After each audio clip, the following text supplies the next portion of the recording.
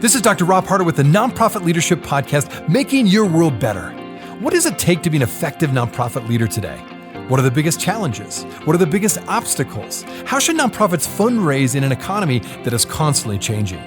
All of these reasons combined led me to start this show. And it's my hope that through this series, people can learn not only what it takes to be an effective nonprofit organization, but to hear from effective leaders who are successfully making a positive impact in their communities. We hope you enjoy the show, as together we hear how they are making their world better. If you're to set out to help create the most innovative solutions to some of today's biggest problems, where would you start? Well, the Harvard Business School decided it would start with local leaders. Rather than start at the federal level, where there seems to be such gridlock, they strategically and very intentionally have invested in today's local leaders from across a wide variety of sectors. So they started a program called the Young American Leaders Program, or YALP for short. They started in 2015, and they now gather 10 leaders from 14 cities across the country with the desire to create a cross-sector collaboration in order to focus on improving and generating shared prosperity in American cities. Well, my guest today is Dr. Jan Rivkin. In addition to helping to start the YALP program, Dr. Rivkin is the Senior Associate Dean and Chair of the MBA program at Harvard and a professor in the strategy unit at Harvard Business School.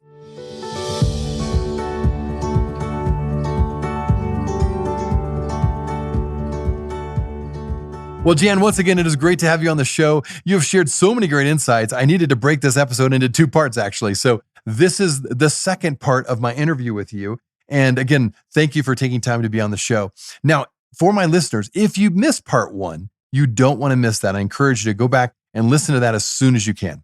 All right, now for the rest of you, here's the beginning of part two. Let's go into this next question, Jan. As you have worked with hundreds of leaders at this point, what are some of the key traits that emerge each time you gather leaders together? In other words, are there some common traits that really stand out to you that characterize leaders who are change makers? Yes, I'd love to compare notes with you on this one. The first thing I'd emphasize is the rich, beautiful diversity among the leaders that we've been fortunate to attract to the program. In some ways, the differences among them stand out more than the similarities. So I just want to emphasize that. I think there are some common traits, particularly for effective cross-sector collaborators. I'm not sure I can say this is a set of traits for all leaders broadly, but at least for collaboration. I think curiosity and open-mindedness are huge, like a fundamental orientation toward learning. A second I'd put out there is the ability to see things from the point of view of other people. So ability to put yourself in someone else's shoes and see the situation from their perspective rather than just my own, that's really important. I've found that the most effective cross-sector leaders in our programs have been those who are practical and results oriented. There's not a whole lot of ideology. I'd also say that the folks who are effective are really energetic and persistent.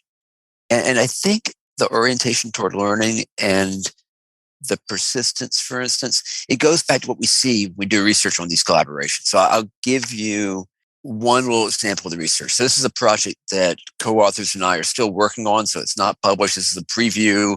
It may not pan out. So yeah, but in recent research, colleagues and I looked at 9 cross-sector collaborations. We went to 3 cities, and in each city, we looked at 1 collaboration in education, 1 in violence reduction, 1 in economic development. And our research question is, what distinguished the successful from the unsuccessful collaborations? The key differentiator we're finding lies in how the collaborations respond to setbacks. So every single one of them encountered a setback. But then the question becomes, what happens next? Some of these collaborations responded to the setback by engaging in joint problem solving and mutual learning. Those tend to get back on track and they spiraled upward. Other collaborations responded to the setback by engaging in mutual blaming. Those spiraled downward.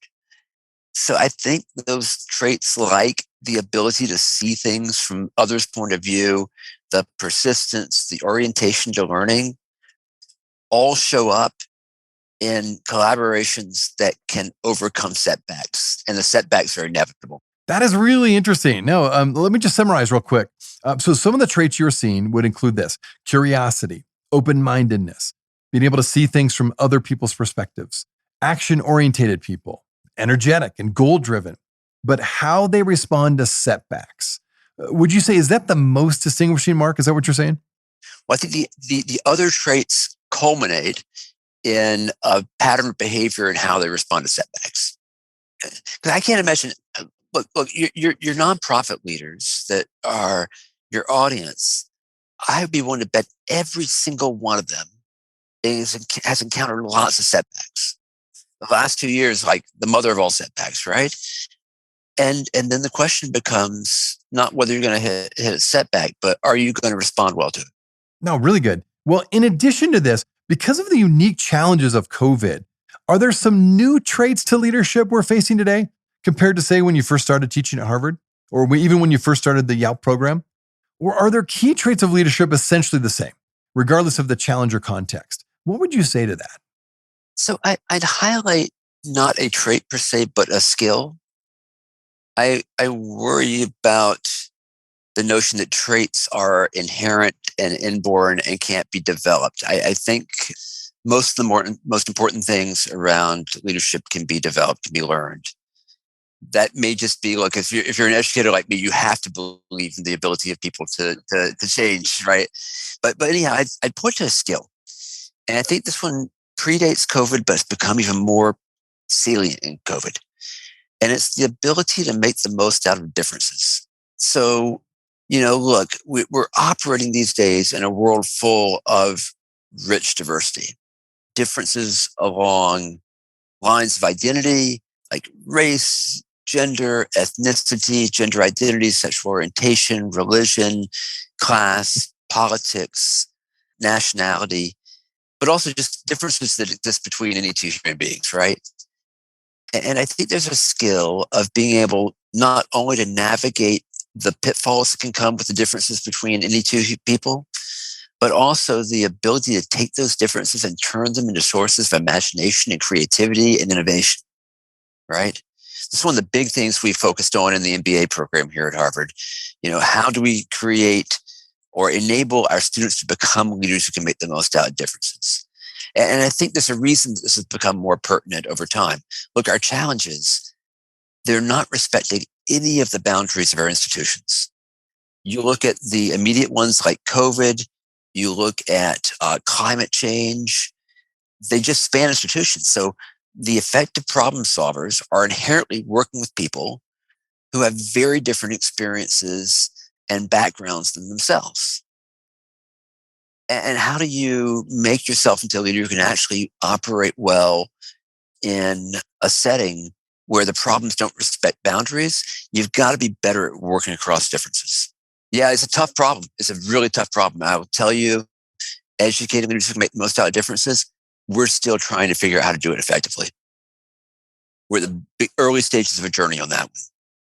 If any of your listeners have insights on that one, I would love to learn from them. Oh, I like it. I like it. Very helpful insights. Yes. In fact, I'll be giving out your email or giving you a chance to give your email out at the very end of the podcast so people can connect with you if they would like to. Okay, moving from traits, let's go to trend lines. When it comes to trend lines and leadership challenges you have seen over the last 20 years, and perhaps in particular, the last two we have gone through since COVID has spread across the globe, what are the most difficult leadership challenges facing our cities and subsequently our nonprofit organizations that you have discovered so far? Yeah, boy, there's a long list. And COVID has been, and COVID has been really revealing about this, Rob. I think of COVID in different ways. One way I think about it is it's been like an X-ray on a civic body. If there was anything that was broken, we can now see it visibly.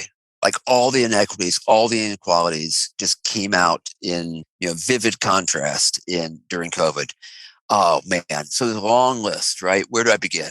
Look, inequality, social exclusion, environmental threats, resource degradation, education, housing, infrastructure, healthcare, economic development, public safety, all huge ones. If you ask me about the one that is most on my mind as a rising concern. And maybe it's not the gravest concern, but at least in terms of something that's rising, I look at and worry about the lack of civility in our communities, or a potential decline in civility in our communities. Do we have the ability to treat each other with respect and dignity? I think it's fundamentally underlying factor of whether or not we can solve the other problems. And I got to tell you, my biggest fear, and it's only a fear now, is that the lack of civility and the partisanship and the lack of gridlock that we see at the federal level in this country, it could seep down to the local level if we're not careful. I'm sure your listeners can relate. They expect they can see instances of that we would not have seen in the past. Do you see this in Salt Lake at all? Absolutely. My observation would be this, that I think it's ubiquitous, regardless of what part of the country you're in, because we're all connected online and through social media. I think we've become very good at being connected with our tribe. And because we can find our tribe anywhere online, regardless of what part of the country we physically live in. So sadly, I would say that we can get in those echo chambers really quick of our own tribe. And that can cut us off, of course, from diverse opinions if we're not careful. And I do think that's leading to some of our lack of civility. So I think you're absolutely right. When you see this played out on the federal level, it does bleed into our everyday discourse. So sadly, yes, I think this is happening in every city. I like your connection to social media, Rob. I think that's very insightful. The symptom that I look at, or the example that I look at, is what we see going on at school boards around the country. And at least as I understand it, when you look at the underpinnings of some of those exchanges, it appears that many of them began on social media. So I fear that human beings are not at their best on social media. I think you're right. And the research is really bearing this out. Yeah. Okay. Now, for those leaders who are listening to this podcast and they really want to grow as a leader, they want to improve their leadership skills and become a better leader. In fact, that's why I started this podcast, to bring on great leaders like yourself to share how we can really all improve as leaders. So what is your recommendation, as to how they can move forward best in their own leadership development? Is it about experience, more education, a little bit of both? And particularly those leaders who really want to make a difference, those young leaders what would you say to them? What is your recommendation to those young leaders? So first of all, I just want to say bravo for investing in the growth of leaders in nonprofits, Rob, and in your own growth as a consequence. So just bravo to you for that. So as far as I can tell here, there is no one right way to grow as a leader, right? I think that people learn and develop in different ways. So I don't want to be doctrinaire about the one right way here. I think essentially all of those ways of growing as a leader do involve experience. One of the candidates you put out there, I think there's no way purely to study your way to leadership, right? On the other hand, I do think that education can be an accelerant. When I've seen, good research done on how people develop as leaders, I think particularly of the work of Hermie Ibarra at the London Business School. Hermie was a colleague at Harvard Business School years back as well. She talks about the journey that leaders take as they grow. And there's a model she put out there, particularly when she was studying leaders in professional service firms who are on the verge of making partner. But I think the model she describes actually is quite accurate for leadership growth as a whole.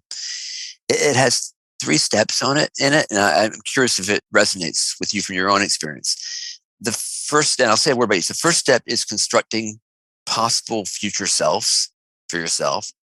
The second is experimenting with new behaviors. And the third is evaluating the results of the experiments. So in that first one, constructing possible future selves, that's imagining different ways you might be that are different from how you are today. I think education can play a role in that. You can study other leaders. You can read histories of great leaders. You can also get some experience. You can have role models. I think the plural of role models is really important, having multiple people that you're observing. But from that, you come up with hypotheses about what your future self could be as a leader.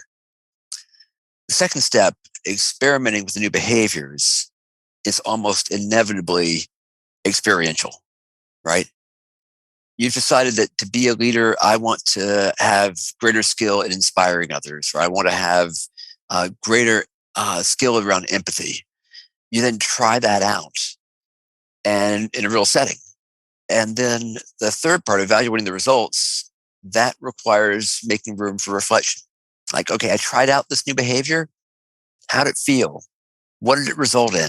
I think that can benefit from an educational environment, either a formal one or an informal one, a set of individuals who you're comparing notes with, but again, becomes part of experience. So I find that kind of cycle to be very powerful in developing new behaviors among leaders.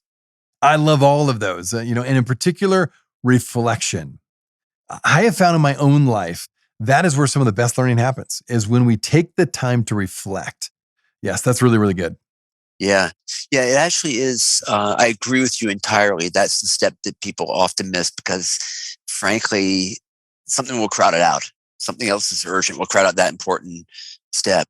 It's also, I think, one of the things that I hope the Young American Leaders Program helps folks with is it gives people a little time out of their routine to go off somewhere else and with a new set of people and reflect on who they are as leaders, who they want to become as a leader. Okay, one last question. Now, there's no doubt we are facing some huge challenges today, both in our cities, in our country, and globally across the world. In the midst of these many challenges we're facing, many leaders can really start to feel a bit overwhelmed, honestly, perhaps even experience compassion fatigue. And because of this, they may even get a bit cynical because the issues are that big. And so I'm curious for you, in the midst of all the challenges we are facing, what is giving you hope these days? So I love the question, Rob. Absolutely. It's easy to be overwhelmed these days. I think the media, both traditional and social, thrive by delivering bad news and by, showing us scenes of people shouting at each other and screaming things and so forth. My hope, honestly, comes from YALP. Seriously, it does. So if I want to be optimistic about the future of America, I turn off cable news, I put down the national newspaper, and I spend a week in a classroom with these extraordinary young leaders, including individuals like you. And I will tell you, I come to the conclusion from spending time with real problem solvers that, you know what, we might just be okay. It's going to be a lot of hard work. It's not going to come easy, but we just might make it. I also find that the case examples that we develop for YALP often provide real inspiration. They're not always about good news stories. They don't always have great outcomes. Some of them do. So, Rob, here's one. You can cut this in or out. I can tell you the story of one of the recent cases, a case that's new this year. So you didn't get a chance to experience this. So, one of the examples that we put into YALP this past year comes from Chattanooga. So I'll harken back to Chattanooga. The city faced a problem that every single city in America faced. In the spring of 2000, schools had shut, remote learning had begun, and many, many school kids did not have the internet access required to participate in remote learning. In Chattanooga, a set of leaders, many of whom had attended YALP or were in other ways associated with YALP, came together.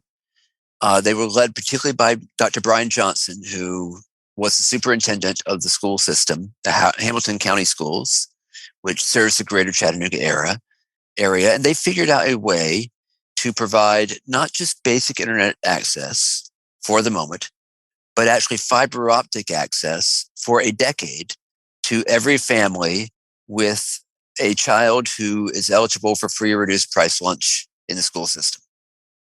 It involved the school system, the public utility, the local foundations, the business community, the non-profits in the community, but they all came together and they did something extraordinary, not just to solve the immediate crisis, but for the long term in their community. Being able to observe and then document examples like that is a tremendous source of hope. Well, thanks again for joining us, Jan. You're in a front row seat, seeing these trends up close. Thanks for all you're doing to help raise up these new emerging leaders. I have so appreciated your insights today. Now, how can people find out more about you and about the Harvard YALP program? How could they do that? So anyone who can search online for Harvard Business School U.S. Competitiveness Project will find lots and lots of research. They'll find relatively little about YALP. With YALP, we've been pretty quiet, actually.